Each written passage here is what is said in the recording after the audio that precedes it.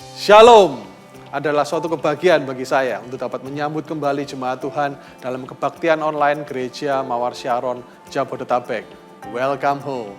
Filipi 4 ayat yang ke-8 mengatakan, marilah kita bersama-sama memikirkan perkara-perkara yang benar, yang suci, yang adil mulia, yang disebut kebenaran dan patut dipuji secara bersama-sama dalam sebuah komunitas yang sehat. Karena itu kami bersama-sama mengundang Anda semua untuk tergabung dalam komunitas rohani gereja kami yang kami namakan Connect Group.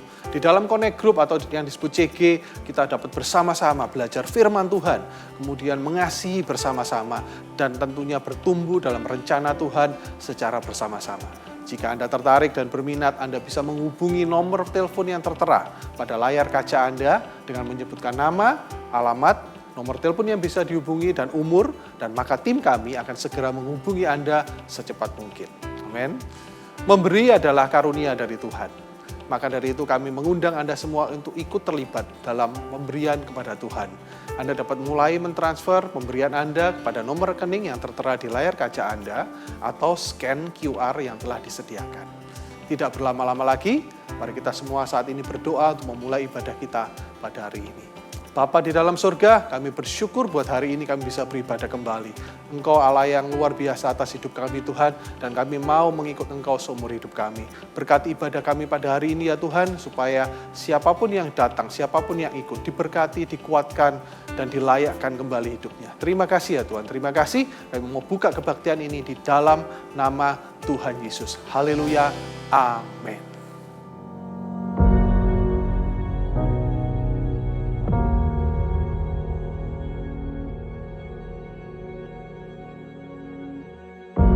Orang yang suka memuji akan kuat roh doanya. Orang yang berdoa pasti berakhir memuji. Karena Allah bertata di atas pujian. Siapa memuji, Allah mengatasi hidupnya.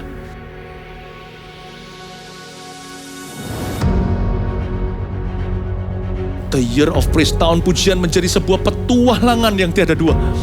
Menjadi sebuah pelajaran hidup yang langsung dari Kristus. Menjadi sebuah pengalaman yang indah. Waktu kita memuji Tuhan, seluruh kerajaan itu berdiri di sampingmu. Waktu kita memuji, seluruh kerajaan Allah dan kereta-keretanya yang tidak kelihatan berkuda dan berapi-api itu berada di kanan kiri. Semakin fisik kita lemah, roh kita semakin memuji Tuhan. Semakin jasmani kita terbatas, semakin rohani kita tidak boleh dibatasi.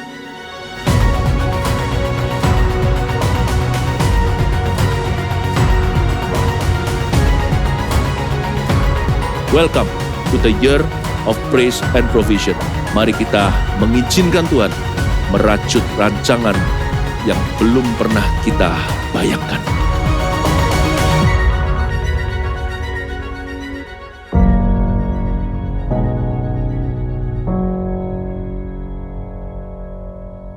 Welcome home jemaat Tuhan. Sebab dia raja yang dahsyat luar biasa. Amin.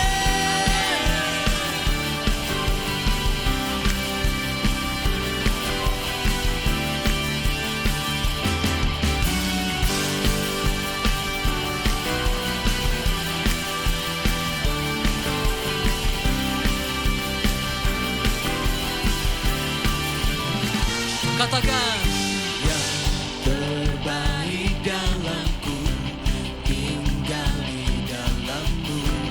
Oh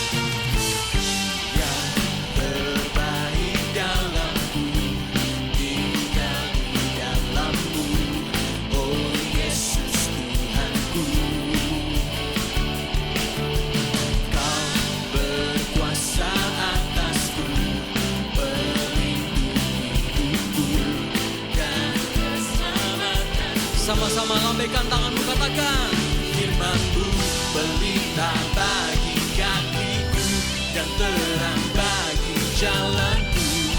Yesus kekuatanku. Oh, dahsyat, kuat, penuh kuasa, Raja kemuliaan. Yesus Tuhan, sungguh Engkau dahsyat, ajaib dan perkasa, Raja keagungan. Yesus Tuhan, Kau kemenanganku. Mari sama-sama kita bertepuk tangan memuji Tuhan, amin.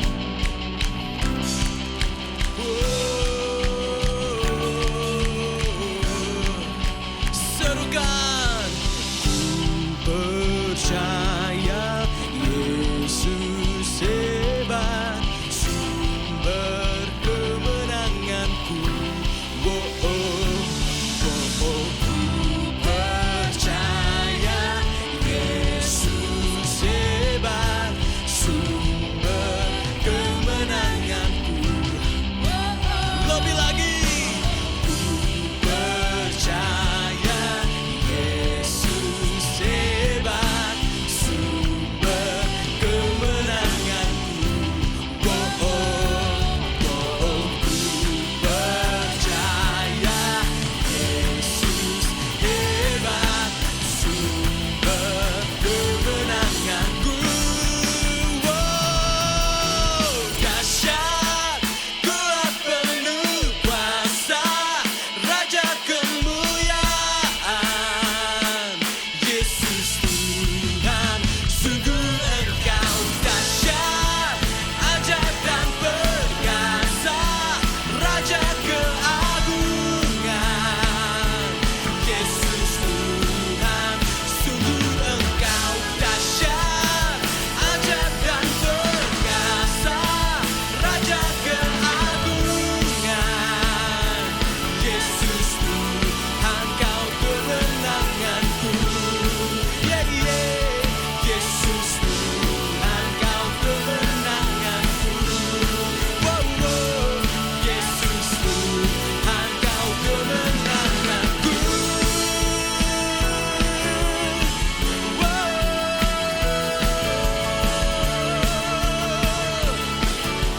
Sungguh Engkau ajaib, Tuhan.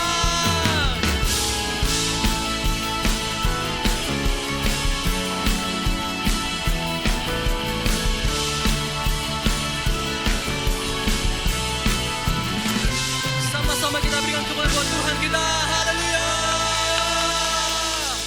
Terima kasih Yesus. Kau sungguh baik Tuhan. Nilai ditinggikan Yesus di tempat ini.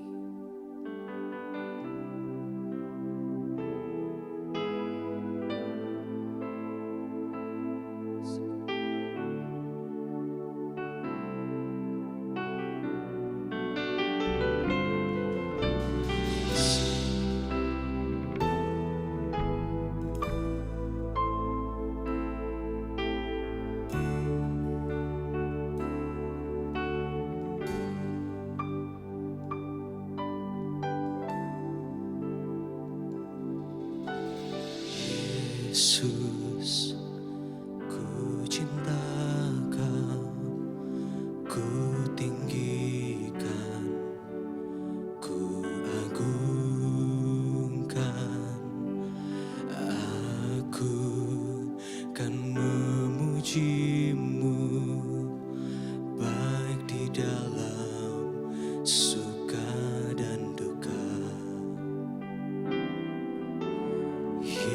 Yesus, ku cinta Kau, ku tinggikan, ku agungkan. Aku kan memuji-Mu, baik di dalam suka dan duka. Sebab Kau layak terima pujian, sebab Kau layak terima pujian.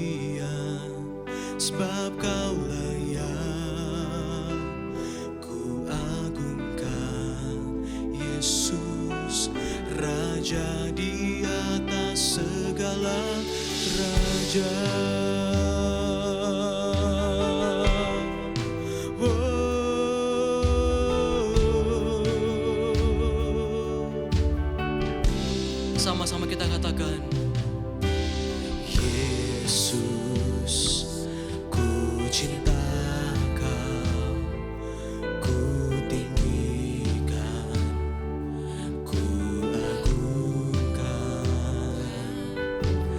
Aku kan memuji-Mu, baik di dalam suka dan duka.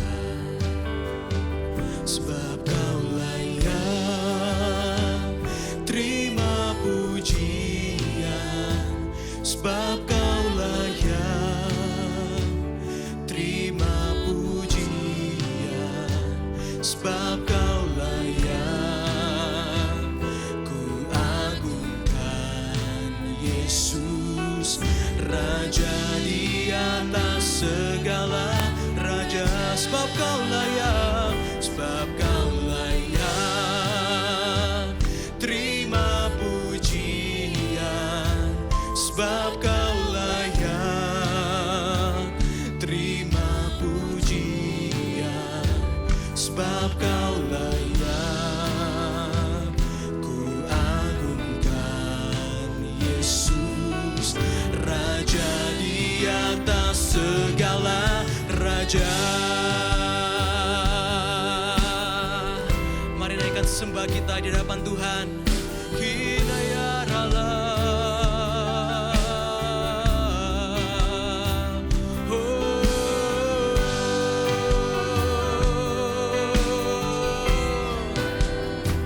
Kami memuji-Mu Tuhan di tempat ini. Haleluya. Sebab Kau yang layak ditinggikan, Kau yang layak disembah, Kau yang layak diagungkan.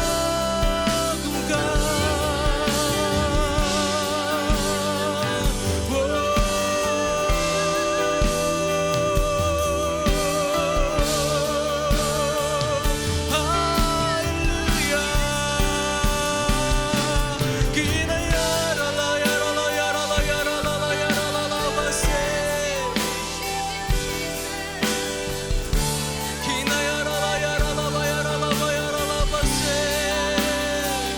Kau yang layak dipuja, Kau yang layak disembah Tuhan.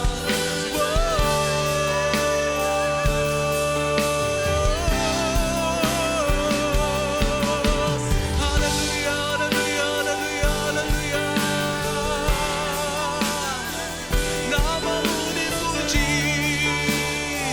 Nama-Mu dimuliakan Tuhan.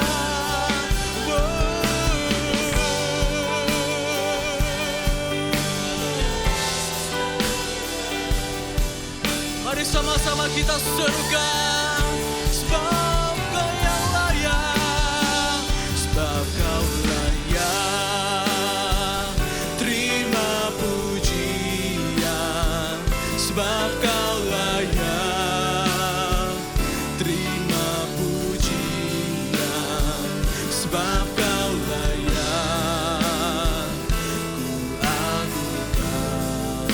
Yesus, Raja di atas segala raja, sebab Kau yang layak. Oh, terima pujian, sebab Kau layak terima pujian, sebab Kau layak ku agungkan. Yesus, Raja di atas segala raja, Raja di atas segala raja. Sebab Kau Raja kami Tuhan, Raja di atas segala raja.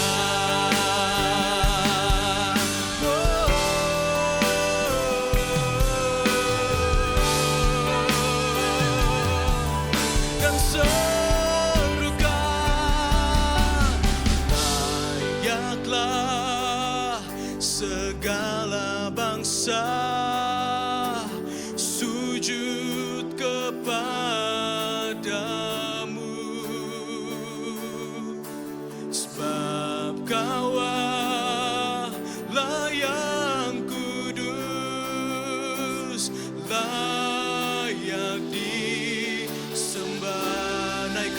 penyembahan-Mu.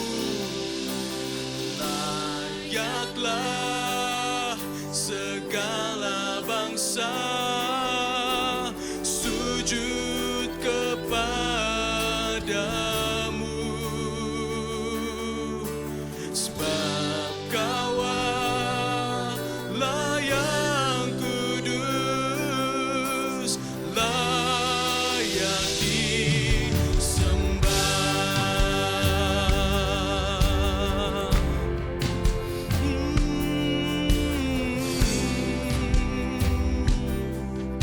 Jemaat Tuhan, katakan, besar dan ajaiblah karya-Mu,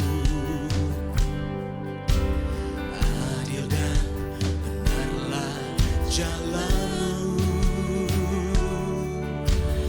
Raja segala bangsa yang maha kuasa, mulia nama-Mu.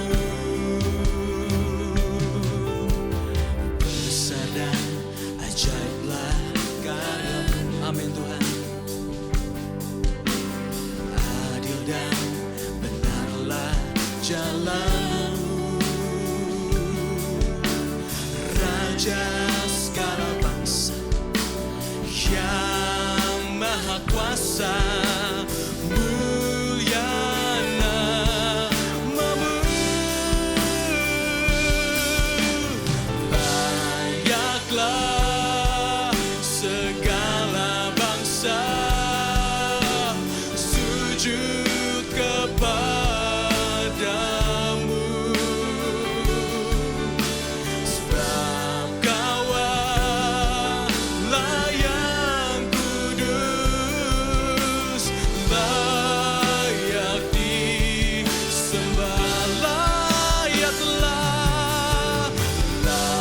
Layaklah segala bangsa sujud kepadamu,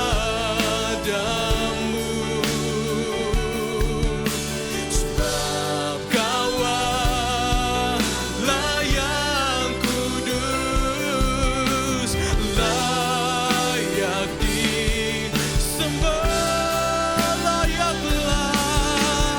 Layaklah segala bangsa sujud kepadamu,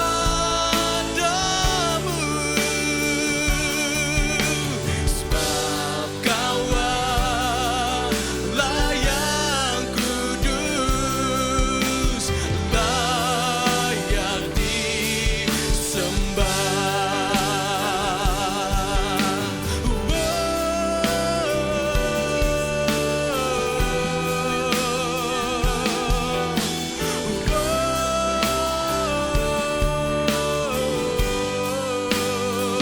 Kau yang layak disembah Tuhan, Kau yang layak ditinggikan di tempat ini, dan kami serukan, Kau yang layak, Kau yang layak, kuduslah nama-Mu Tuhan. Kau yang layak, Kau yang layak, akulah nama-Mu Tuhan. Kau yang layak, Kau yang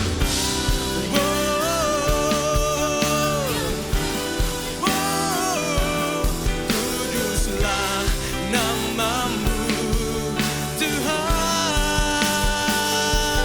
Kau yang layak, Kau yang layak, akulah nama-Mu. Jemaat Tuhan saja katakan,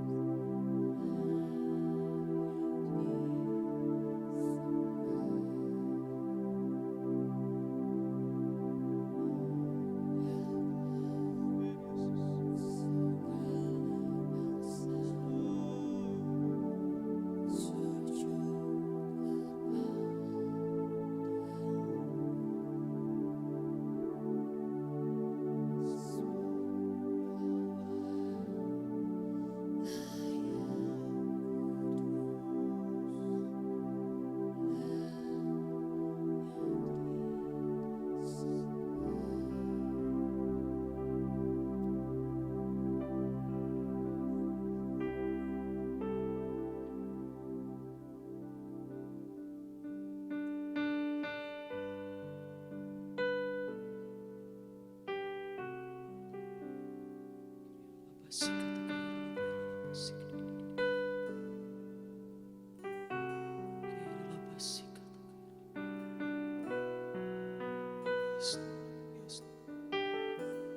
Lord.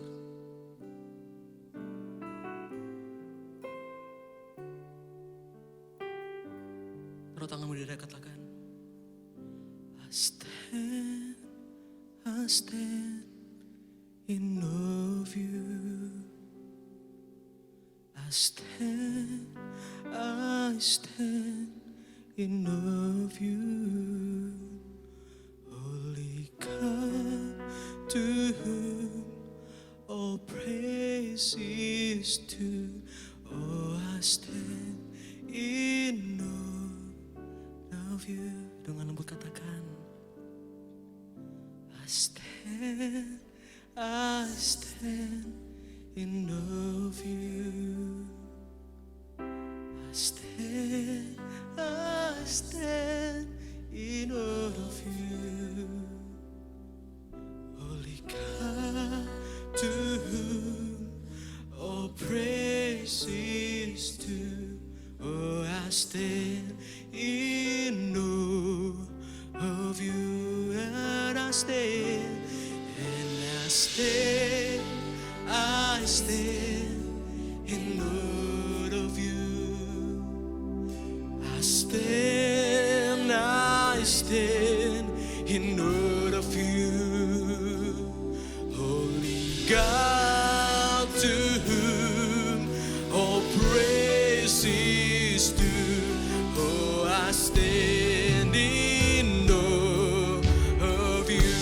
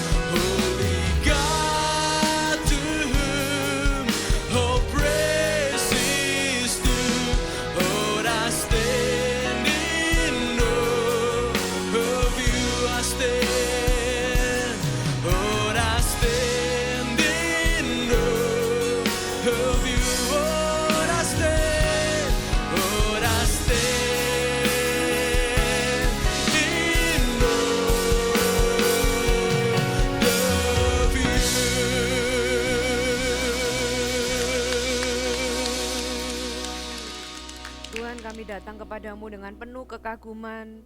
Hati kami menaikkan ucapan syukur, karena sampai hari ini Engkau tidak pernah meninggalkan kami. Sampai hari ini Engkau terus menyertai kami Tuhan.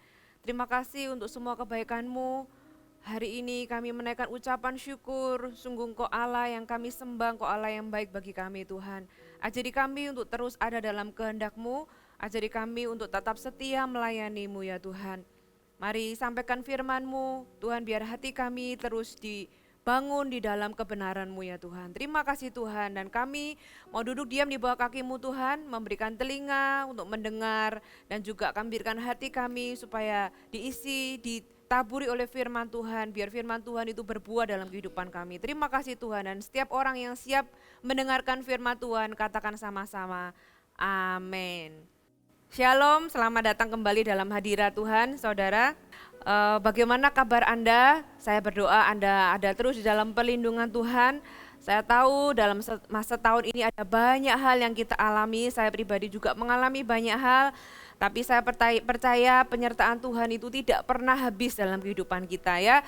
Dalam hubungan kita dengan Tuhan mungkin setahun ini adalah masa-masa ujian. Kalau orang pacaran itu jadi LDR ya, long distance relationship. Dari biasanya bersama, ketemu, sering ketemu, tiba-tiba nggak ketemu gitu kan. Pernah nggak ada yang mungkin sekarang sudah menikah, Anda dulu pernah pacaran long distance gitu ya. Komitmen dan kesetiaan kita lah yang diuji selama masa-masa itu. Dan saya berdoa hari ini kesetiaan Anda teruji melewati masa-masa 1 tahun ini. Dan hari ini biar firman Tuhan juga meneguhkan kembali supaya kita terus ada di dalam kehendak Tuhan. Anda siap dengarkan firman Tuhan?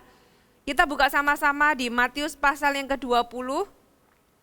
Kita mau baca satu perikop ini di mana Yesus dengan murid-muridnya. Hari ini saya mau berbicara dinamika Yesus dengan murid-muridnya. Bagaimana Yesus dengan Anda dan saya. Ada satu peristiwa di mana murid-murid ini datang kepadanya. Matius 20 ayat yang ke-20 kita mulai baca.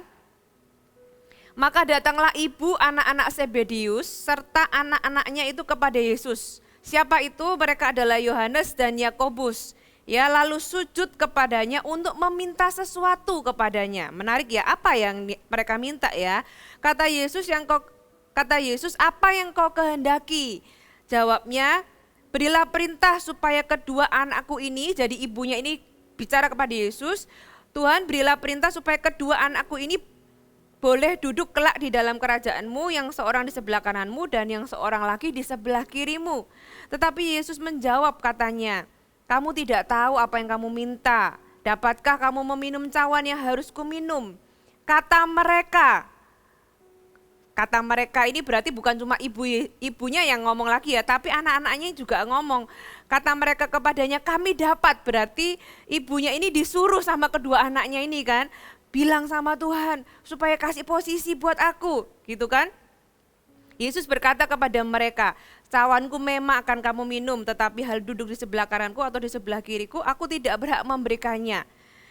Itu akan diberikan kepada orang-orang bagi siapa Bapakku telah menyediakannya. Mendengar itu, marahlah ke-10 murid yang lain kepada kedua saudaranya itu. Tetapi Yesus memanggil mereka lalu berkata, sabar ya Yesus ini ya. Yesus memanggil mereka, kamu tahu pemerintah-pemerintah bangsa-bangsa memerintah rakyatnya dengan tangan besi dan pembesar-pembesar menjalankan kuasanya dengan keras atas mereka. Tidaklah demikian di antara kamu. Barang siapa ingin menjadi besar di antara kamu, hendaklah ia menjadi pelayanmu. Dan barang siapa ingin menjadi terkemuka di antara kamu, hendaklah ia menjadi hambamu. Sama seperti, garis bawahi kata sama seperti, berarti ini adalah teladan yang Yesus berikan. Sama seperti anak manusia datang bukan untuk dilayani, melainkan untuk melayani dan untuk memberikan nyawanya bagi tebusan bagi banyak orang. Saudara, peristiwa ini menggambarkan seperti kita banyak orang ya, datang kepada Yesus, padahal Yesus itu kalau sudah baca ayat-ayat sebelumnya barusan memberitahu tentang penderitaannya, bahwa apa yang akan terjadi, Yesus akan disalib, Yesus akan mati dan sebagainya, akan diserahkan gitu ya. Setelah Yesus itu menceritakan apa yang akan terjadi, ibu dari Yohanes dan Yakobus ini disuruh datang kepada Yesus supaya minta posisi. Saudara, kadang saya berpikir ini tidak pada tempatnya, tidak pada waktunya gitu ya. Keinginannya kalau saudara baca, nanti kita akan saya akan bukakan juga ayat-ayat, murid-muridnya ini suka bertengkar siapa yang lebih besar. Ingin menempati posisi yang tinggi ya. Dari zaman dulu sampai zaman sekarang sebenarnya nggak berubah sih ya. Orang bilang anak zaman sekarang itu, orang-orang zaman sekarang itu suka mengejar popularitas, padahal sebenarnya itu isu dari zaman dahulu kala, sejak manusia ada ya kan. Cuma bedanya mungkin platformnya aja yang berbeda ya. Orang itu kepingin menempati sesuatu posisi yang tinggi, dikenal orang, dilihat orang. Kadang kita harus kadang banyak orang itu menghabiskan waktu untuk punya sesuatu, untuk pamer sesuatu, untuk dilihat sama orang-orang yang sebenarnya nggak peduli kok sama mereka. Gitu ya, dari dulu kok, itu bukan cuma masalah hari ini, tapi dari dulu. Nah saudara, puji Tuhannya orang-orang yang ada di sekeliling Yesus ini adalah orang-orang yang jujur. Kalau Anda jadi Yesus, saya tanya, kalau Anda hari ini menempati posisi sebagai seorang pemimpin, mungkin ada seorang CGL, seorang coach, seorang TL gitu ya. Anda punya murid-murid seperti ini, apa yang Anda lakukan? Ya, ketika ibu dari Yohanes dan Yakobus ini datang kepada Yesus, itu bukan waktu pertama kali pelayanan Yesus, bukan waktu pertama kali mereka jadi murid loh, tapi ini bahkan seminggu sebelum Yesus itu disalib. Berarti kan sudah 3 tahun mereka itu bersama dengan Yesus dan masih punya pemikiran seperti ini, saudara ya. Saudara bisa bayangkan 3 tahun Anda muridkan orang gitu ya, 3 tahun kemudian dia masih menginginkan hal-hal yang Anda harapkan itu sudah mereka tidak inginkan lagi gitu. Mari kita lihat sama-sama bagaimana Tuhan itu memilih murid-muridnya dan bagaimana Tuhan memuridkan mereka. Kita kan belajar, ini sesuatu yang menarik. Markus pasal yang ketiga, kita buka sama-sama Markus pasal yang ketiga ayat yang ke-13. Judulnya Yesus memanggil ke-12 Rasul. Kemudian naiklah Yesus ke atas bukit. Ia memanggil orang-orang yang dikehendakinya. Garis bawahi, yang dikehendakinya. Oke? Tuhan itu memanggil orang-orang bukan karena random, sembarangan, tapi Tuhan itu punya kehendak. Tuhan itu memilih, dan hari ini Tuhan itu memilih Anda. Ya, Tuhan Yesus waktu dia di muka bumi punya waktu cuma 3 tahun dalam membangun atau memberitakan Injil, membangun fondasi, membangun kerajaan Tuhan. Siapa sih orang-orang yang dipilih, yang dipanggil Tuhan, yang dikehendaki Tuhan? Ya, di ayat ini dikatakan dan mereka pun datang kepadanya. Ia menetapkan 12 orang yang menyertai dia dan untuk diutus untuk memberitakan Injil. Siapa sih yang Tuhan tetapkan untuk menyertai Tuhan dan untuk memberitakan Injil? Dan untuk diberinya kuasa untuk mengusir setan gitu ya. Ke-12 orang yang ditetapkan itu ialah Simon yang diberinya nama Petrus, Yakobus anak Zebedius dan Yohanes saudara Yakobus, ini yang tadi kita baca di sebelumnya. Yang keduanya diberi nama Boanerges yang berarti anak-anak guru. Saudara, menarik ya, Tuhan itu suka kasih nickname, suka kasih nama-nama kepada murid-muridnya. Selanjutnya ada Andreas, Filipus, Bartolomeus, Matius, Thomas, Yakobus anak Alfeus, Tadeus, Simon orang Selot dan Yudas Iskariot yang mengkhianati dia. Ada 12 orang. Tapi siapakah mereka? Kita nggak akan bahas semuanya. Saya hanya mengambil contoh beberapa orang. Simon yang disebut Petrus. Yesus itu melihat sesuatu yang bahkan orang tersebut belum lihat. Simon adalah buluh yang gampang goyang gitu ya. Petrus adalah batu karang. Tuhan itu melihat sesuatu yang orang itu belum lihat. Petrus melihat dirinya itu rapuh, tapi Tuhan melihat dirinya sebagai batu karang. Yakobus dan Yohanes, anak-anak Zebedius dikasih nama anak-anak guru. Berarti apa? Dengan bahasa lain itu artinya kerusuhan, kacau, hidupnya itu kacau, bikin rusuh, troublemaker. Saudara, Tuhan tahu kalau hidup itu masih kacau, Tuhan itu tahu kalau hidup itu masih rusuh, banyak masalah. Tapi Tuhan itu tetap memanggil Anda sekarang. Ya, poin yang pertama yang saya mau sampaikan adalah Tuhan itu menginginkan Anda. Katakan Tuhan menginginkan saya. Di sini dikatakan Ia memanggil orang-orang yang dikehendakinya. Ya, Tuhan menginginkan Anda, Tuhan menghendaki Anda. Kenapa Yesus memilih Simon Petrus? Saya berpikir Yesus punya banyak alasan untuk gak memilih Simon Petrus. Petrus itu loh orangnya impulsif, ya kan, sok tahu, mulut besar, kejam lagi ya kan, pernah motong telinganya orang dipikir ikan mungkin ya. Itu telinga bukan ikan gitu ya. Kalau orang itu gak biasa dia gak akan sekejam itu, tapi anyway, Tuhan tetap memilih Petrus. Saudara, Tuhan tahu Anda. Tuhan tahu potensi Anda, Tuhan tahu kekuatan Anda, Tuhan tahu kemampuan Anda. Tapi Tuhan juga tahu kelemahan Anda, masa lalu Anda, pengalaman-pengalaman buruk Anda. Tuhan tahu latar belakang keluarga Anda, Tuhan tahu status ekonomi Anda, Tuhan tahu ketidakmampuan Anda, but still He wants you. Tapi tetap Tuhan itu menghendaki Anda. Tuhan itu menghendaki Anda menjadi murid-Nya. Katakan, aku mau jadi murid Kristus. Ya, Tuhan menghendaki Anda menjadi murid-Nya. Mereka ini, siapa 4 orang yang dipilih Tuhan pertama kali? Petrus, ya, Simon Petrus, Andreas, Yakobus, dan Yohanes. Mereka adalah orang-orang nelayan. Bisnis orang tuanya itu sukses, saudara. Bukan orang yang enggak sukses, mereka itu orang sukses. Bagaimana bisa tahu? Karena mereka itu punya pegawai. Ketika Yesus ketemu dengan mereka, mereka punya orang-orang, mereka punya karyawan, mereka punya hamba-hamba. Jadi mereka itu meninggalkan posisi di mana mereka punya hamba untuk menjadi hamba. Luar biasa ya saudara ya. Ketika Yesus memanggil mereka, mereka mengikut Yesus. Mereka jadi orang yang tadinya punya posisi, punya karyawan, punya hamba. Tapi ketika mereka ikut Yesus, mereka dipanggil untuk jadi hamba. Ketika Yesus bertemu dengan Petrus pertama kali, kita baca di Lukas pasal yang ke-5. Lukas pasal yang ke-5 ini adalah cerita di mana Yesus memanggil Petrus, memanggil Simon.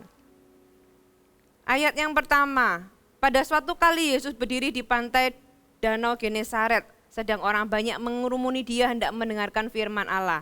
Ia melihat 2 perahu di tepi pantai.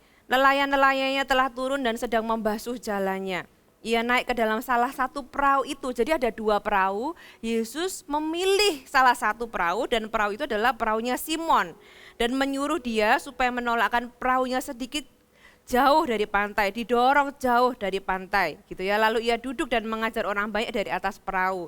Sesudah selesai bicara, ia berkata kepada Simon, bertolaklah ke tempat yang dalam dan terbakarlah jalamu untuk menangkap ikan. Simon menjawab Yesus, Guru, telah sepanjang malam kami bekerja keras dan kami tidak menangkap apa-apa. Tetapi karena Engkau menyuruhnya, aku akan menebarkan jala.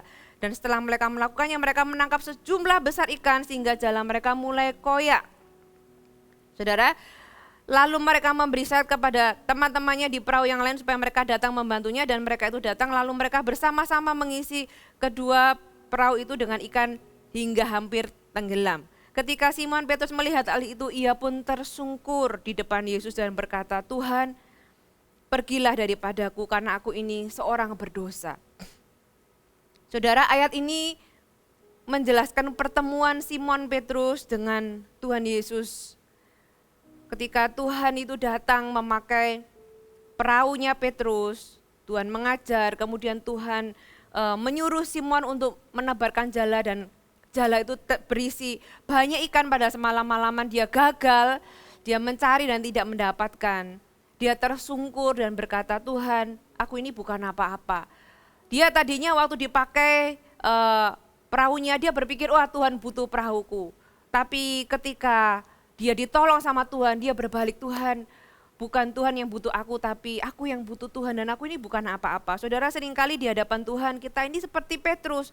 Tuhan, siapa aku? Aku ini bukan siapa-siapa. Ya, aku ini bukan apa-apa. Siapa aku? Aku ini hanya ibu rumah tangga. Saudara ya, jangan bilang hanya di hadapan Tuhan. Tuhan, aku ini hanya seorang anak. Aku ini tidak bisa. Aku ini hanya, saudara, Tuhan itu memilih orang-orang biasa. Kalau saya berpikir ya, Tuhan punya 3 tahun, hanya 3 tahun. Dalam masa pelayanannya. Kalau saya jadi Yesus, saya akan cari orang-orang yang tidak biasa. Saya akan cari orang-orang yang luar biasa. Kalau Anda punya target di dalam perusahaan Anda gitu ya, Anda dikasih tanggung jawab, Anda punya target. Dan Anda diperbolehkan untuk cari orang-orang yang akan membantu Anda mencapai target. Siapa yang Anda cari?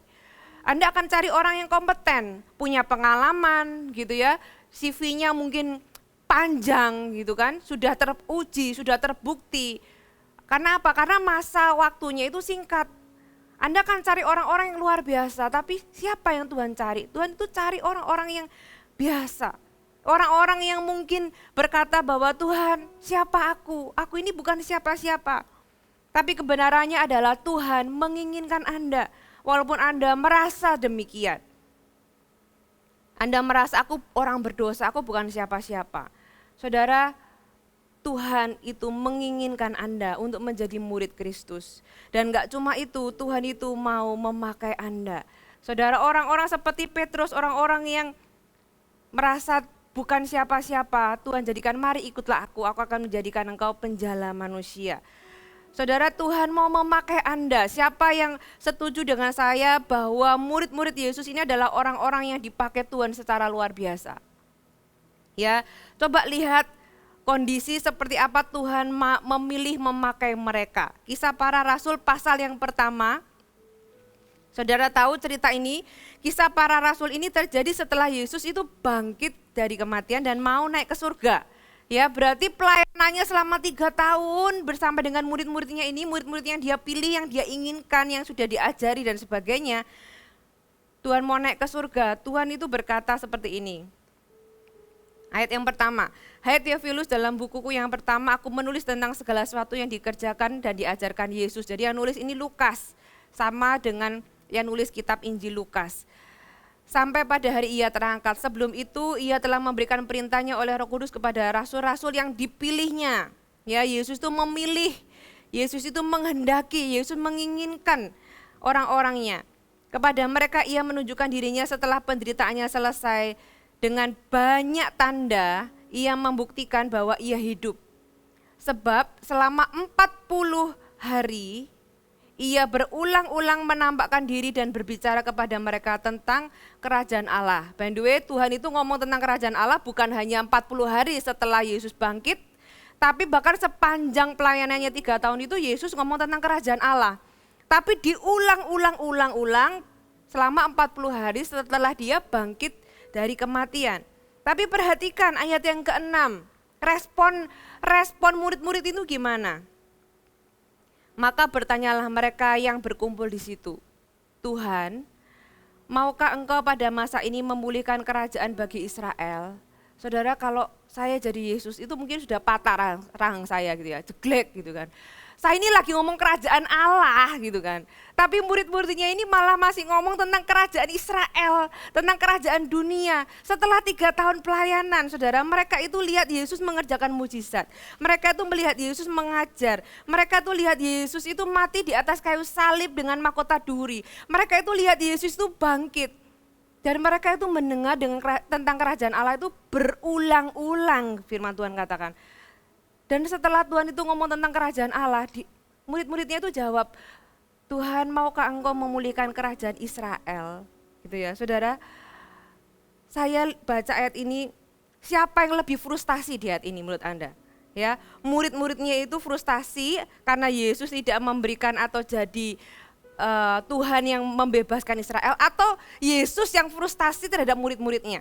Ya, yang sudah berulang-ulang dikhotbahkan, nggak cuma dikhotbahkan, diajarkan, didemonstrasikan tentang kerajaan Allah. Setelah 3 tahun masih ngomong tentang Tuhan. Jadi kapan tentang kerajaan Israel ini Tuhan pulihkan? Gitu ya, nggak nyambung Tuhan ngomong tentang kerajaan Allah, dia ngomong tentang kerajaan Israel. Bukan karena Yesus itu tidak bagus dalam mengajar, bukan karena Yesus tidak kurang mendemonstrasikan, tapi fokus murid-muridnya ini masih ke hal yang fana. Anda mau tahu apa jawaban Yesus? Perhatikan ayat Yesus ayat yang ke-7, katanya, jawabnya, engkau tidak perlu tahu masa dan waktu. Yesus nggak menyangkal, tapi Tuhan bilang engkau nggak perlu tahu masa dan waktu yang ditetapkan Bapa sendiri menurut kuasanya. Tetapi kamu akan menerima kuasa kalau Roh Kudus turun ke atas kamu, dan kamu akan menjadi saksiku di Yerusalem dan di seluruh Yudea dan Samaria dan sampai ke ujung bumi. Saudara bisa lihat dalam kondisi muridnya ini masih nggak nyambung gitu ya. Yesus itu tidak membatalkan pencurahan Roh Kudus loh saudara. Yesus itu tetap bilang kamu akan tetap jadi saksiku. Saya melihat kebesaran hati Tuhan, bagaimana Tuhan itu mempercayai murid-muridnya. Walaupun muridnya ini tanda kutip menjengkelkan, kalau saya jadi Yesus saya sudah frustasi itu ya. Punya murid sudah diajari, dijelaskan, didemonstrasikan masih nggak ngerti-ngerti. Tapi Yesus itu luar biasa. Tuhan tetap bilang, kamu akan tetap terima Roh Kudus. Kamu akan tak pakai menjadi saksiku. Kamu akan menjadi orang yang hebat. Saudara, itulah Yesus. Yesus tetap mau memakai Anda di dalam proses pertumbuhan Anda. Mungkin ada area-area Anda belum mengerti, mungkin ada area-area yang Anda masih struggle, mungkin ada hal-hal yang Anda masih fokus pada hal-hal yang fana. But still Tuhan itu mau memakai Anda. Ya, di dalam masa-masa pelayanan Yesus selama 3 tahun. Saya memperlihatkan kepada Anda Matius pasal yang ke-16. Saudara, kalau saudara jadi Yesus, saya tanya, bagaimana Anda meresponi kalau Anda punya murid-murid seperti ini gitu ya. Matius pasal yang ke-16 ayat yang ke-5. Pada waktu murid-murid Yesus menyeberang danau, mereka lupa membawa roti. Yesus berkata kepada mereka, berjaga-jagalah dan waspadalah terhadap ragi orang Farisi dan Saduki. Maka mereka berpikir dan seorang berkata kepada yang lain, itu dikatakannya karena kita tidak membawa roti. Dan ketika Yesus mengetahui apa yang mereka perbincangan, mereka berkata, mengapa kamu memperbincangkan soal tidak ada roti? Hai orang-orang yang kurang percaya, belumkah kamu mengerti?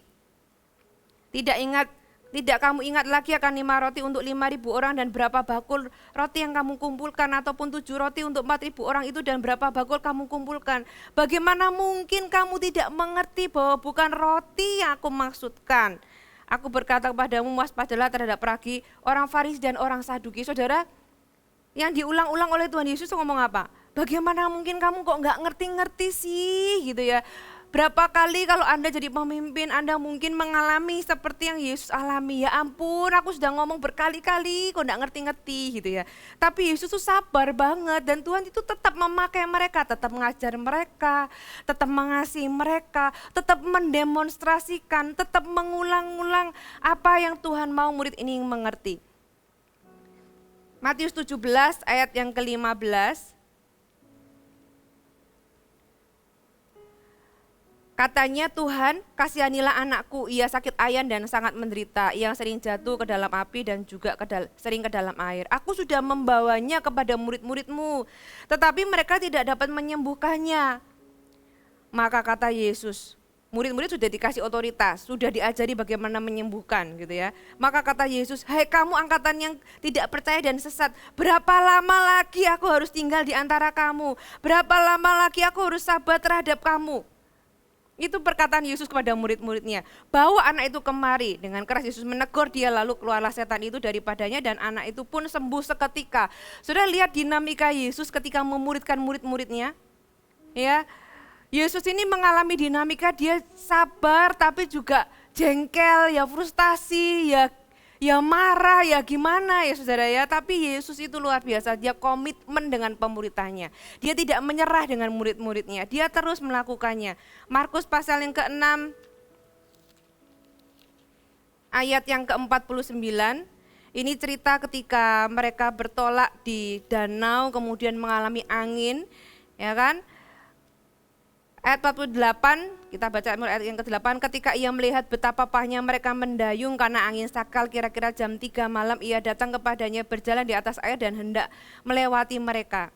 Ketika mereka mengira bahwa ia hantu, bayangkan, orang yang seharusnya mereka itu kenal dengan dekat, dikira hantu, dan mereka berteriak-teriak sebab mereka semua melihat dia dan mereka pun sangat terkejut.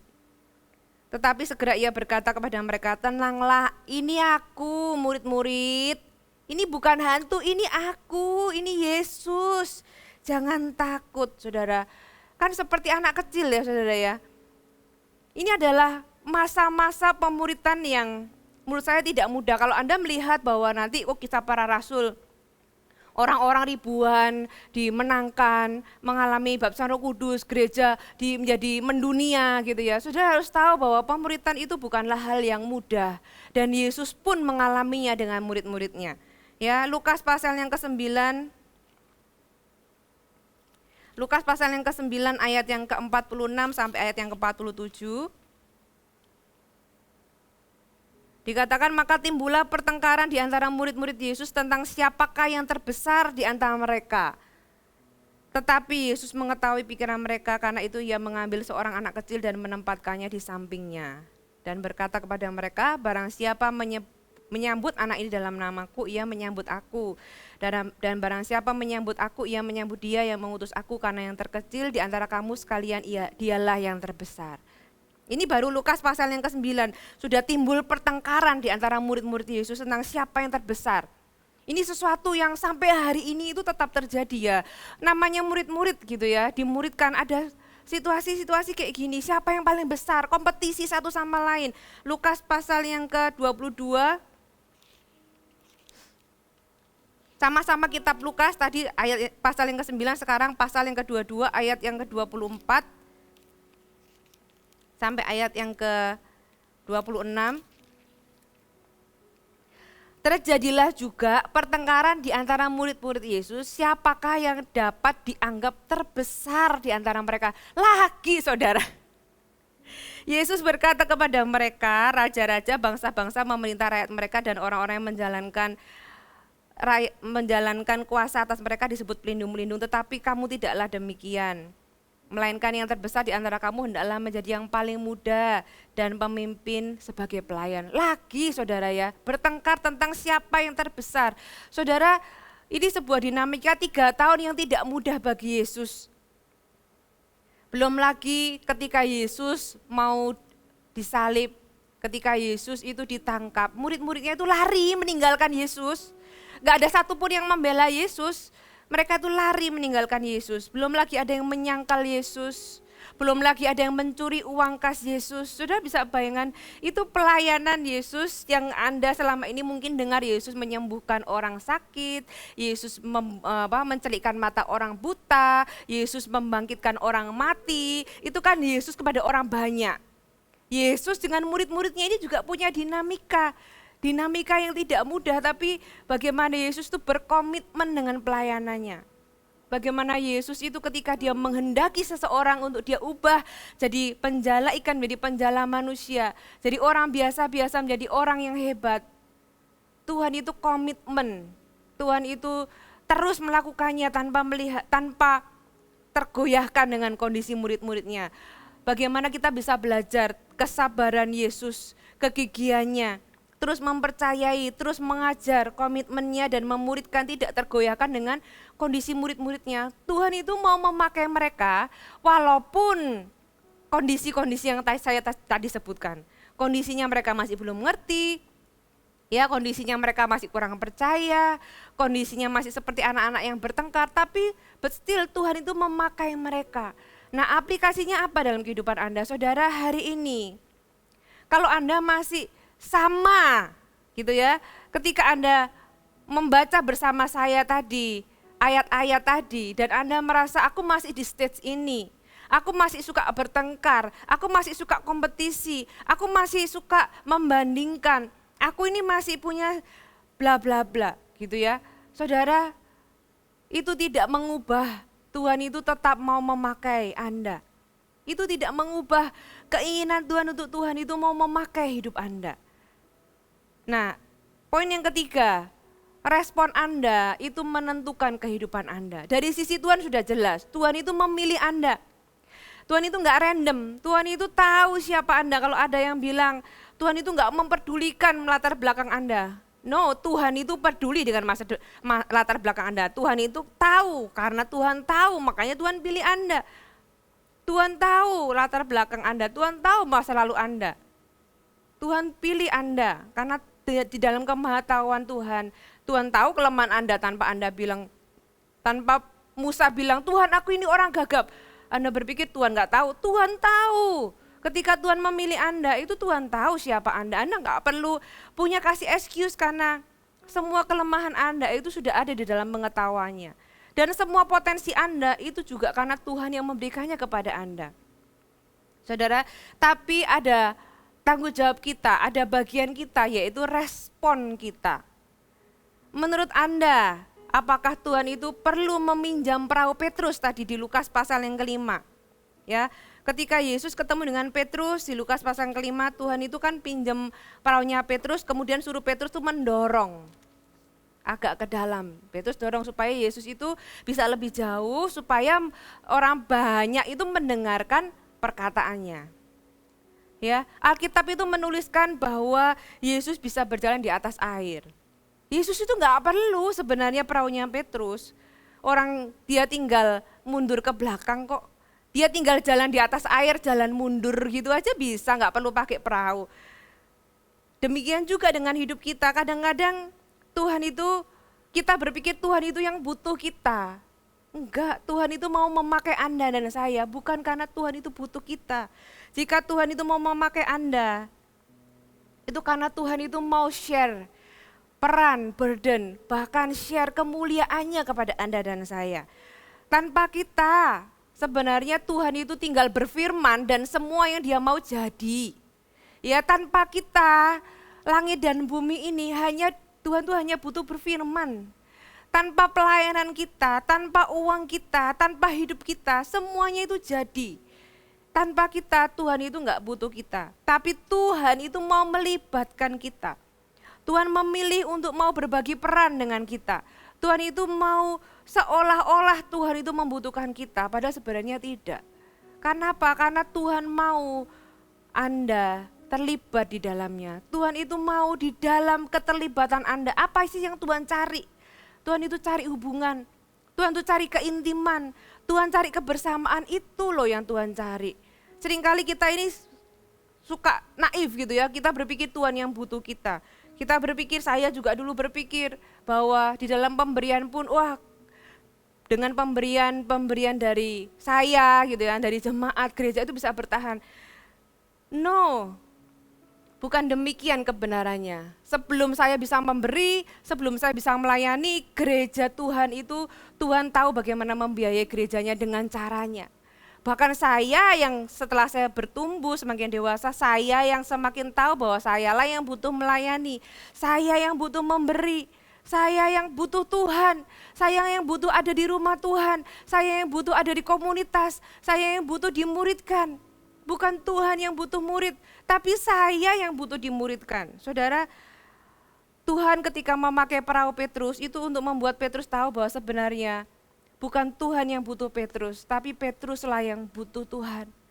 Petrus dalam kondisi gagal, dia mencari ikan semalam-malaman tapi nggak mendapatkan apa-apa. Ketika Yesus masuk dalam perahunya, Yesus cuma pinjam sebentar. Ya, Petrus punya pilihan kok, dia bisa berkata, Tuhan nggak usahlah perahu ini kotor, perahu ini belum dibersihkan dan sebagainya. Ketika Petrus mengizinkan Yesus masuk dalam perahunya, ternyata bukan cuma perahunya yang dipinjam, seolah-olah Yesus yang butuh perahu Petrus. Tapi ternyata Yesus itu mau memberkati Petrus. Jadi sebenarnya siapa butuh siapa sih? Ya, tapi kita di dalam sisi kita butuh meresponi Tuhan, saudara ya. Kita butuh meresponi Tuhan dari sisi Tuhan, kita sudah tahu Tuhan itu memilih. Kalau misalnya Petrus gak mau, ada perahu yang lain kok. Tapi Tuhan memilih memakai perahunya Petrus. Tuhan mempercayai Anda, Tuhan mau memakai Anda. Pertanyaannya bagaimana respon Anda? Ya, Anda punya pilihan kok untuk berkata tidak. Kalau Petrus, ketika Tuhan mau memakai perahunya, Petrus bisa aja menolak. Kalau misalnya Petrus menolak, apa yang Yesus lakukan? Ya Yesus tinggal pindah ke perahu sebelahnya gitu kan, karena ada perahu yang lain. Yesus gak akan maksa, Yesus cuma akan pindah. Artinya kalau Tuhan itu memilih Anda, itu bukan karena gak ada pilihan yang lain. Tapi karena Tuhan itu menginginkan Anda. Jangan merasa diri, aku bukan siapa-siapa, siapa sih aku gak bisa berbuat apa-apa. Hei, Anda gak perlu bilang apapun sama Tuhan, Tuhan sudah tahu. Tapi Tuhan itu menginginkan Anda, Tuhan mau bersama dengan Anda melakukan perkara-perkara besar. Pertanyaannya sama seperti Yesus bertanya kepada Petrus, bolehkah aku memakai perahumu? Pertanyaannya, bolehkah Tuhan itu memakai hidupmu? Bolehkah Tuhan memakai hidupmu? Ada 3 respon yang Tuhan cari dalam kehidupan kita. Yang pertama jawaban, iya. Jawaban iya. Saya tahu Anda dan saya juga punya alasan untuk berkata tidak. Ketika Tuhan memanggil saya punya cita-cita yang lain. Ketika Tuhan memanggil saya punya rencana yang lain. Ketika Tuhan memanggil saya punya banyak pertanyaan, bagaimana nanti, bagaimana begini, bagaimana begitu gitu ya. Saya punya pilihan untuk berkata tidak, Anda juga punya pilihan untuk berkata tidak. Malah disitulah Tuhan menghargai jawaban Anda. Nah kalau jawaban kita ini karena terpaksa, karena gak punya pilihan ya, itu namanya bukan jawaban yang karena pilihan, tapi Tuhan itu mau di dalam pilihan kita. Ketika kita punya pilihan untuk berkata tidak, tapi kita memilih untuk berkata iya, itu yang Tuhan cari dalam kehidupan kita. Saudara, hidup Petrus akan berbeda ketika dia berkata tidak terhadap panggilan Tuhan. Ya, tapi pekerjaan Tuhan tidak akan berubah. Saya percaya tanpa Petrus 3.000 orang itu pasti akan tetap bertobat. Tapi bukan Petrus yang berkhotbah, orang lain. Pekerjaan Tuhan itu tidak akan berubah dengan atau tanpa kita. Tapi hidup kita lah yang berubah ketika keputusan kita salah, ketika Tuhan memanggil kita. Makanya Tuhan butuh respon yang benar. Tuhan mau kita meresponi dengan baik. Kalau hari ini Anda tahu hidupmu itu biasa, Anda mengiring Tuhan itu separuh-separuh, hari ini Tuhan memanggilmu.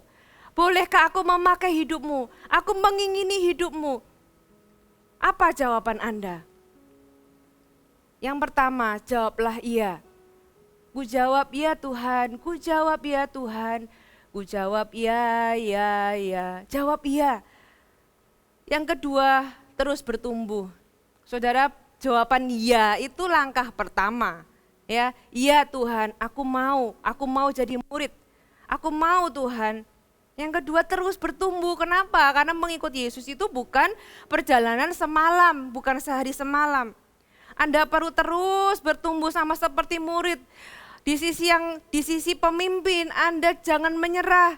Terus komitmen di dalam memuridkan. Di sisi murid, ayo terus bertumbuh. Pertumbuhan itu butuh waktu. Tumbuhan aja bertumbuh juga butuh waktu. Dari benih menjadi pohon yang besar juga butuh waktu. Saudara, waktu demi waktu Anda perlu terus telaten, tekun untuk terus bertumbuh. Yang ketiga, jangan mundur atau tidak menyerah. Di dalam perjalanan Anda mengiring Yesus, di dalam perjalanan pemuritan Anda, ada masa-masa di mana Anda itu mungkin punya pilihan untuk menyerah. Ya, ketika Anda menghadapi masa-masa sulit, ya kan, ketika Anda menghadapi bukan cuma sulit tapi ada masa-masa bosan. Seperti setahun ini saya tahu ketika Anda ibadah secara online, ada masa-masa mungkin jenuh. Ketika CG itu online, ada masa-masa mungkin bosan. Ada sesuatu yang hilang, ada sesuatu yang jenuh. Kok gini-gini aja, aku pengen sesuatu. Nah, di dalam titik jenuh, di dalam titik bosan, Tuhan mau Anda tidak mundur. Tuhan mau Anda tidak menyerah. Karena itulah ujian dari perjalanan kita mengikut Yesus sebenarnya. Ada murid-murid yang akhirnya menyerah. Kita buka sama-sama di Yohanes pasal yang ke-6. Yohanes pasal yang ke-6 ayat yang ke-66. Yohanes 6 ayat yang ke-6, 66. Mulai dari itu banyak murid-muridnya mengundurkan diri dan tidak lagi mengikut dia. Ada murid-muridnya Yesus yang mengundurkan diri dan tidak mengikut dia lagi. Kenapa? Karena waktu itu Yesus ngomong sesuatu yang keras.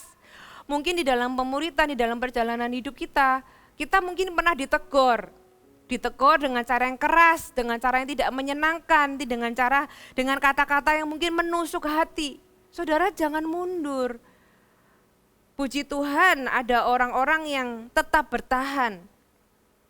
Ayat 67 dikatakan kata Yesus kepada ke-12 muridnya, apa kamu tidak mau pergi juga? Yesus bukan Tuhan yang mengontrol, yang pokoknya kamu gak boleh. Malah Yesus tanya, kamu gak pergi juga? Sama seperti yang lain. Kenapa? Karena Tuhan mau ketika kamu stay, kamu itu punya alasan yang jelas. Jawaban Simon Petrus kepadanya Tuhan, kepada siapa lagi kami akan pergi? Perkataanmu ialah perkataan hidup yang kekal. Dan kami telah percaya dan tahu bahwa Engkau adalah yang kudus dari Allah. Saudara, Anda harus punya fondasi yang kuat ketika Anda mengikut Yesus. Kalau enggak, ada banyak peristiwa yang bisa membuat kita ini menyerah di tengah jalan. Bisa membuat kita ini mundur, tidak lagi mengikut Yesus. Saudara, kalau Tuhan itu tidak menyerah dengan Anda tidak boleh menyerah di dalam perjalanan Anda mengikut Yesus. Ketika Anda melakukan kehendak Tuhan, sesuatu yang tidak mudah, saudara, ada harga yang harus dibayar mungkin. Apakah Anda tetap mau mengikut Tuhan? Apakah Anda tetap mau menjadi murid yang sungguh-sungguh membayar harga? Hari ini kalau Anda belum menjadi murid, kalau Anda masih menjadi orang yang hanya tidak berjemaat, tidak tertanam, bahkan tidak berkomunitas, hari ini Tuhan memanggil Anda untuk menjadi murid. Kenapa? Karena untuk itulah gereja ada. Kenapa gereja berdiri? Gereja berdiri hanya karena satu alasan. Karena Tuhan pernah bilang, jadikan semua bangsa muridku. Tuhan gak cari jemaat, Tuhan gak cari pengikut, Tuhan cari murid. Untuk itulah gereja ada. Gereja harus terus menyuarakan, Orang-orang harus jadi murid Kristus. Engkau nggak cukup jadi orang yang duduk diam dengarkan firman Tuhan. Anda perlu dimuridkan. Karena untuk itulah gereja ada. Yesus naik ke surga dengan sebuah amanat agung. Jadikan semua bangsa muridku. Tuhan memanggil Anda untuk menjadi murid Tuhan. Jangan hidup biasa-biasa hanya dengar firman Tuhan selesai. Anda perlu komunitas. Anda perlu sebuah tempat di mana Anda bisa dimuridkan. Di dalam pemuridan tentu ada dinamika seperti yang saya ceritakan tadi. Tapi itu akan mengubah Anda. Itu akan membuat Anda bertumbuh. Untuk itulah Anda dipanggil untuk jadi murid. Ya saudara, supaya Anda enggak jadi orang-orang yang gampang tergores oleh dunia, tergelincir. Tapi ada orang-orang yang terus membawa Anda bertumbuh di dalam Tuhan. Kalau hari ini Anda adalah seorang pemimpin. Apa yang mau saya bagikan dari firman Tuhan hari ini adalah jangan menyerah. Kalau hari ini Anda dipercaya punya murid-murid, saudara, Yesus itu punya murid-murid yang tidak mudah. Kalau saya mau kasih daftar lagi, sebenarnya lebih banyak cerita-cerita yang tanda kutip itu menjengkelkan dari murid-murid Yesus ini ketika Yesus bersama dengan mereka. Ya, mungkin itu peristiwa-peristiwa yang bukan cuma menjengkelkan tapi juga menyedihkan. Yesus dikhianati oleh murid-muridnya. Yesus ngajar muridnya nggak ngerti-ngerti. Ada masalah, muridnya ini nggak punya solusi dan sebagainya. Tapi Tuhan itu tidak menyerah dengan mereka. Tuhan itu punya komitmen, aku memuridkan mereka. Aku punya tujuan, itu bukan karena mereka, tapi aku punya visi buat hidup mereka. Aku percaya mereka bisa jadi orang-orang hebat. Orang-orang yang akan membawa Injil itu ke seluruh dunia. Tuhan punya visi bagaimana dengan diri Anda sebagai seorang pemimpin. Apakah Anda punya visi terhadap orang-orang yang Anda muridkan? Jangan lelah, kalau hari ini Anda lelah, belajar dari Yesus. Belajar dari Yesus dengan kesabarannya, dengan keberaniannya, dengan keteguhannya. Dia terus memuridkan sehingga murid-murid ini menjadi orang-orang yang hari ini kitalah buah dari pelayanan, dari ketekunan, dari kesabaran Yesus. Saya percaya kalau hari ini Anda menjadi pemimpin, Tuhan itu tahu jerih lelah Anda. Setiap jerih lelah Anda itu akan ada buahnya. Mungkin Anda nggak tahu siapa buahnya, tapi ada orang-orang yang nantinya muncul, dijangkau, dimuridkan oleh orang-orang yang hari ini Anda muridkan. Saudara, apa yang menjadi respon yang Tuhan mau kita berikan kepada Tuhan?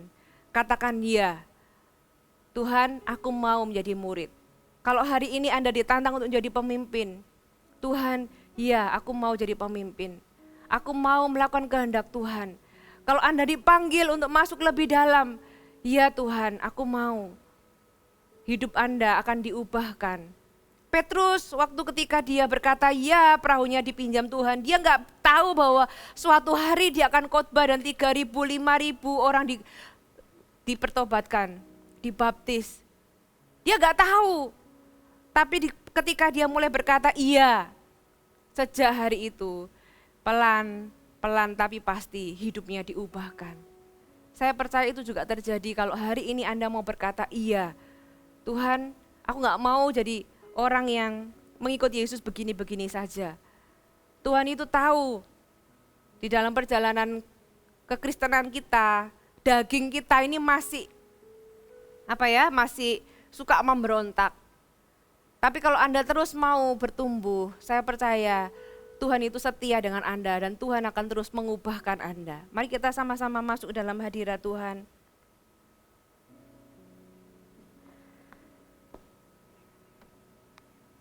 Apa yang kita bisa lakukan, saudara, di masa-masa ini? Renungkan kembali, apa yang selama ini menghalangi Anda dan saya untuk melayani? Apa yang selama ini menghalangi Anda dan saya untuk memberi kepada Tuhan? Apakah itu ketakutan? Apakah itu trauma masa lalu? Mungkin Anda pernah disakiti oleh orang yang menjadi pemimpin Anda. Atau keminderan? Atau apa, saudara? Jangan izinkan Tuhan itu hanya mengetok pintu, tapi Anda nggak membukakan pintu. Jangan izinkan Jangan biarkan Tuhan itu seolah-olah yang meminta kepada Anda, padahal Tuhan itu sebenarnya nggak membutuhkan.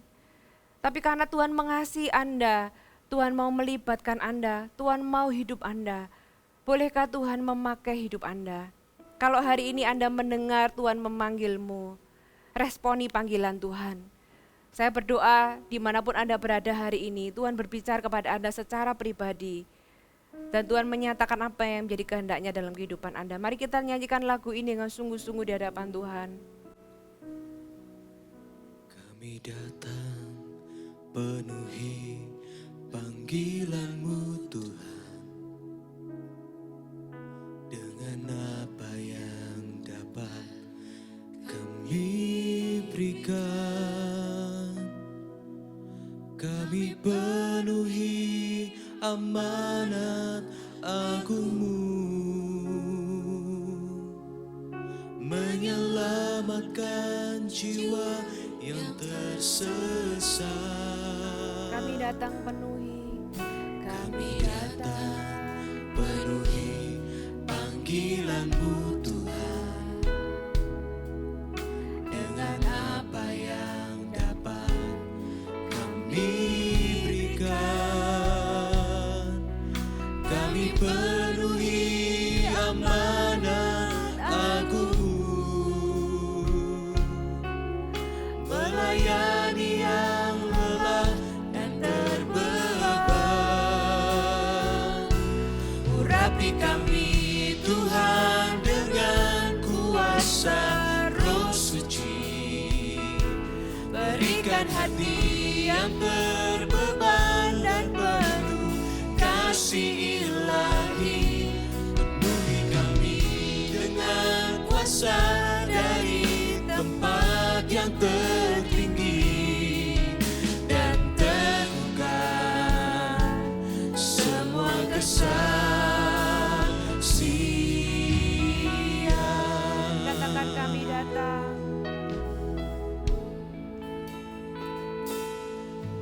Kami datang penuhi panggilan-Mu Tuhan, dengan apa yang dapat kami berikan. Kami penuhi amanat agung-Mu, menyelamatkan jiwa yang tersesat. Kami datang penuhi panggilan-Mu Tuhan, dengan apa yang dapat kami berikan. Kami penuhi amanat agung-Mu, melayani yang lelah dan berbeban. Urapi kami Tuhan dengan kuasa Roh Suci, berikan hati yang terbeban dan penuh kasih ilahi.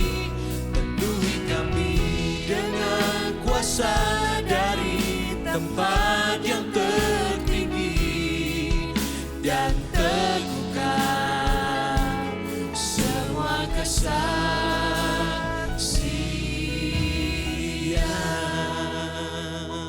Saudara, hari ini Tuhan memanggilmu. Mungkin kau sudah mendengar khotbah berkali-kali. Sama seperti ketika para murid ini berkumpul bersama-sama dengan Yesus ketika Yesus mau naik ke surga. Fokus mereka masih ke dalam fokus kehidupan duniawi. Padahal Tuhan berbicara berulang-ulang tentang kerajaan Allah. Mungkin Anda sudah sering dengarkan khotbah. Anda tahu Anda masih punya struggle.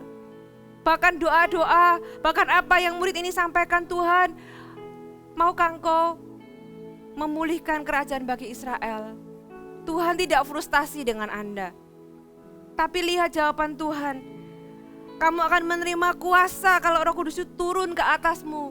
Pencurahan Roh Kudus itu tidak ditahan sama Tuhan. Pencurahan Roh Kudus itu diberikan kepada siapa saja yang mau. yang mau berkata, ya Tuhan, aku tahu aku masih belum sempurna. Tuhan, aku tahu aku masih punya kebutuhan dan sebagainya. Tapi aku mau berkata ya terhadap panggilan Tuhan. Tuhan, ini aku. Mungkin seperti Musa berkata, aku ini orang yang gagap. Mungkin aku ini gak bisa berbuat banyak. Kita punya banyak alasan. Tapi biar semua alasan itu tidak menghalangi kita untuk berkata, ya Tuhan, pakai aku Tuhan. Tuhan, kalau Tuhan mau pakai aku Tuhan. Dengan semua keterbatasanku, mungkin aku bisa lakukan sedikit. Mungkin orang lain gak tahu apa yang aku lakukan. Hei, saya mau beritahu, mungkin beda dengan apa yang dunia pikirkan. Kalau orang zaman sekarang suka popularitas, gak semua orang terkenal itu hebat. Tapi gak semua orang hebat itu terkenal. Saudara, Tuhan mau menjadikan Anda orang-orang yang hebat. Mungkin gak semua orang terkenal. Hari ini, kalau Anda melihat tayangan ini, ada banyak orang hebat yang tidak kelihatan, saudara. Orang-orang di belakang layar yang mengedit video, kameramen, soundman, semua orang-orang yang tidak terlihat ini, mereka adalah orang-orang hebat yang saya kalah hebat dengan mereka. Saya ada di depan mimbar, tanpa mereka firman Allah ini tidak akan sampai kepada Anda. Kalau Anda merasa apa yang aku lakukan ini mungkin tidak terlihat di layar, itu tidak membuat Anda menjadi orang yang tidak hebat. Ketika Anda mau melayani, ketika Anda mau memberi, ketika Anda mau berdoa, mendoakan orang lain, sekecil apapun Anda pikir pelayanan itu di hadapan Tuhan, Anda orang yang luar biasa. Kenapa? Karena Anda menghargai, karena Allah menghargai jawaban iya yang engkau berikan di hadapan Tuhan. Ketika Tuhan mau memakai Anda, ketika Tuhan mau memakai tangan Anda untuk menolong orang lain, ketika Tuhan mau memakai mulut Anda untuk berdoa, ketika Tuhan mau memakai kemampuan Anda, skill Anda, dan Anda berkata, ya, Anda adalah orang-orang hebat yang mungkin tidak terkenal, tapi dikenal oleh Tuhan. Dan hari ini, kalau engkau berkata, Tuhan, ya aku mau jadi murid Tuhan. Kalau Anda belum ikut CG, segera hubungi untuk Anda bisa ikut CG. Kalau Anda seorang pemimpin, lahirkan memimpin. Kalau Anda ada dimanapun Anda berada hari ini, tanyakan apa yang aku bisa lakukan untuk Tuhan. Apa yang aku punya yang aku bisa berikan untuk Tuhan. Apa yang aku punya yang Tuhan bisa pakai untuk kerajaannya. Dan hari ini berikan ke dalam tangan Tuhan. Minta sama Tuhan, Tuhan, aku percaya kalau Engkau bisa urapi murid-murid untuk menjadi saksimu. Tuhan memberikan Roh Kudus untuk mereka menjadi saksi. Tuhan yang sama memberikan Anda Roh Kudus-Nya untuk Anda dipakai Tuhan menjadi saksi dengan caranya di dalam kehidupan Anda. Mari angkat tanganmu dimanapun kau berada, kita nyanyikan lagu ini, urapi kami. Urapi kami Tuhan dengan kuasa Roh Suci. Berikan hati yang terbeban dan penuh kasih ilahi. Dengan kuasa dari tempat yang tertinggi, dan teguhkan semua kesaksian.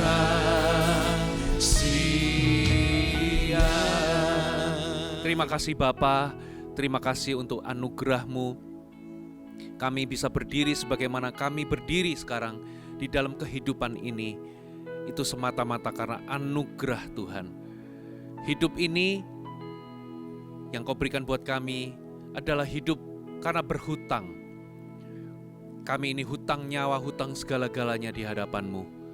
Itu sebabnya Tuhan, kami rindu semasa kami hidup ini, hidup di dalam keselamatan yang Tuhan sudah berikan.